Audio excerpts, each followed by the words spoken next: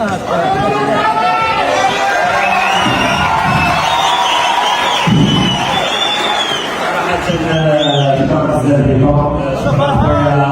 فرحان. شكرا لك خويا ياسر، شكرا خويا عيرو، شكرا خويا مراد اللي كان سبب باش انني نكون هنا. صراحه كنعيش واحد الاجواء اللي زوينه بزاف اللي ما عمري ما عرفت ننساها. شكرا لخويا اللي كان سبب باش انني نكون هنا. شكرا للمغاربه كاملين صراحه. المغاربه كانوا كيكبروا بيا وكيرحبوا بيا. شكرا لاي واحد كبر بيا، وصراحه واحد الاحساس وواحد الشعور ما يمكنش. شكرا لك خويا ياسر، كان شرف لي انني نهضر معاكم في القصيده اللي صعيبه